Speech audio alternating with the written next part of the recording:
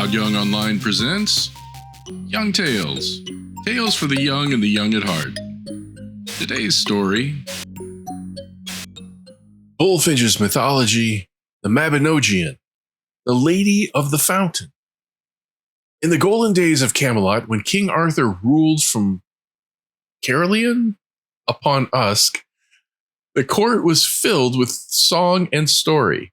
And one quiet afternoon, when the feasting was done and the mead horns were set aside, the king sat upon a seat of green rushes beside the queen and her maidens at their needlework. Arthur spoke, Arthur said, if I thought you would not think it shame in me, my friends, I would take a short rest before the evening's repast. Tell your tales and pour yourselves some mead until I wake again. Oh, he took a nap. And so Arthur closed his eyes. Around him sat Owain, son of Urien, brave and thoughtful, Kynon, son of Clydno, proud and restless, and Kay, the sharp-tongued sensual.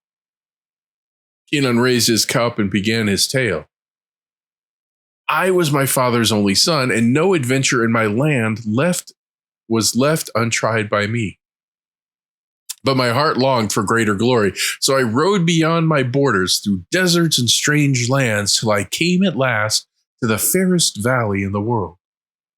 Through its heart ran a river clear as crystal, and beside it a path led to a castle bright as dawn. Before the castle stood two golden-haired youths with bows of ivory and arrows tipped with gold, their feet bound in gilded clasps. And near them stood a man in a robe of yellow satin, his shoes sewn of Cordovian leather and fastened with bosses of gold. He greeted me with such courtesy that my heart warmed to him. He led me within, and there by a great hall window sat 40 and 20 maidens. Wait, 4 and 20, so 24 maidens.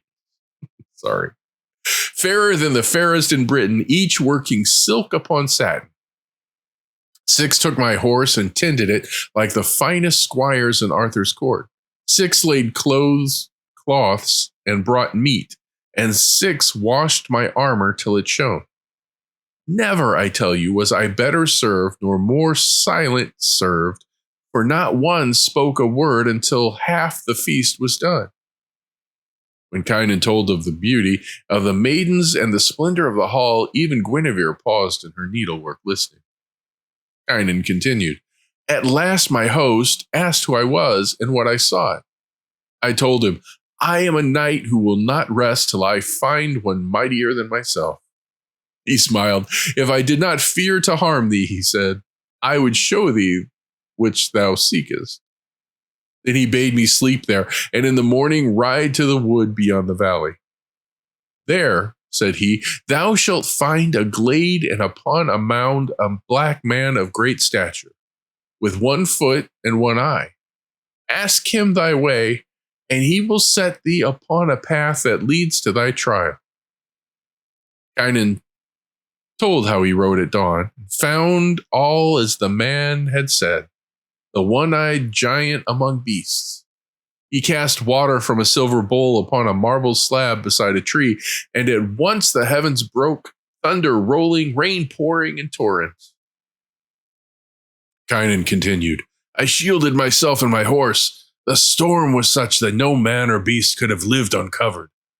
But when the sky cleared, the birds came and sang upon the tree, their voices the sweetest music I had ever heard. Then from the valley came a knight on a black horse, clothed all in jet and linen, crying out that I had brought ruin upon his lands.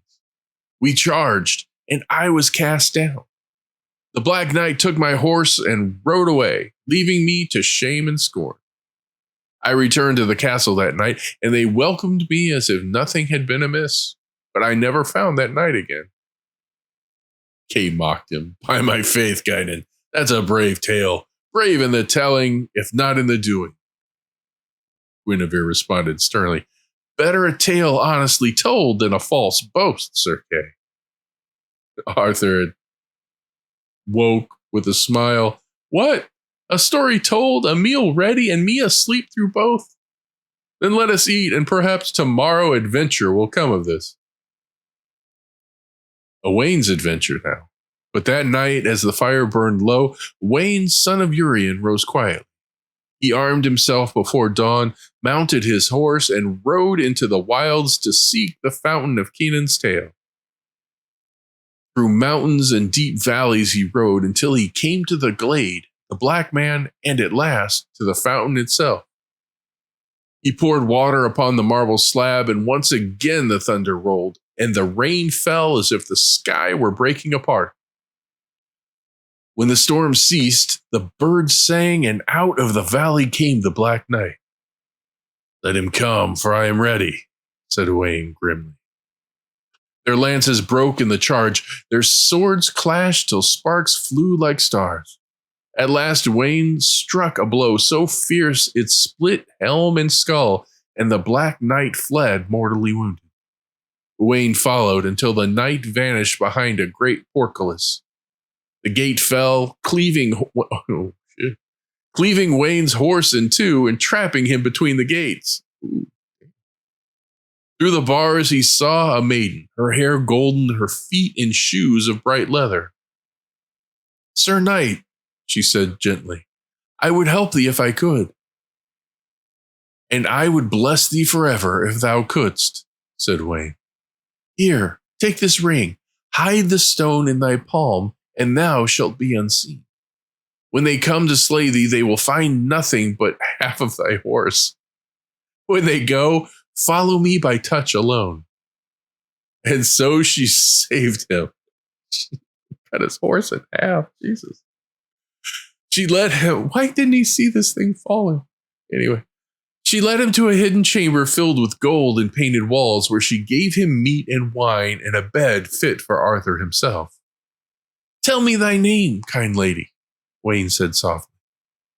"I am Luned, handmaiden to the Countess of the Fountain." In the morning, Owain woke the sound of mourning. The Black Knight was dead, and they bore his body through the streets.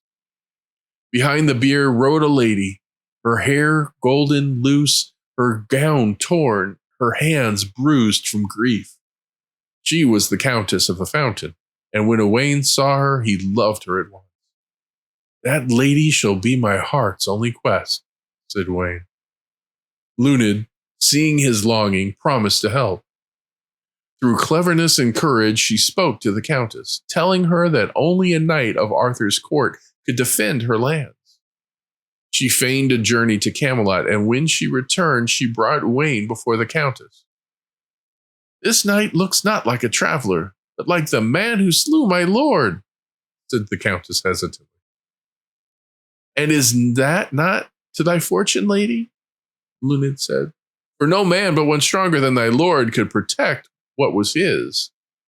The Countess pondered, and in time she and Owain were wed, her people rejoicing that the fountain had found its new guardian.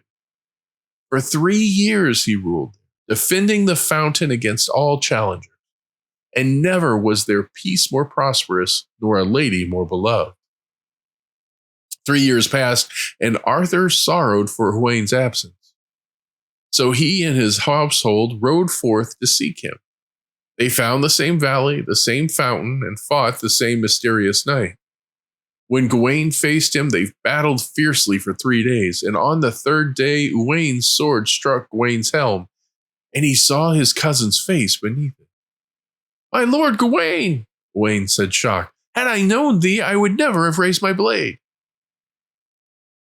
"Then take my sword, cousin, for thou hast won," Owain said breathlessly. Arthur rode forward. "Give me both your swords, and let neither claim victory, for both have proven nobly." And so Arthur embraced Owain, and joy returned to Camelot. Owain feasted them for 3 months in his castle by the fountain, and at last returned with the king to Britain, though his heart longed for the Countess. One day, as Owain sat at Caleron, a damsel rode into the hall upon a foaming horse. She rode straight to him and took his ring. She was furious. "Thus shall the faithless be marked, deceiver, traitor, and beardless knight." She turned and was gone before he could speak. Then Owain remembered his broken promise to return to the Countess, and shame fell upon him. He left the court and wandered the wild mountains until his clothes were rags and his body wasted. He lived among the beasts until at last he was found and healed by a kind lady in her park. But his heart remained restless.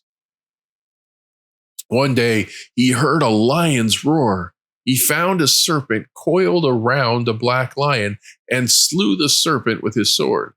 The lion, freed, followed him faithful like a hound, faithful and fierce.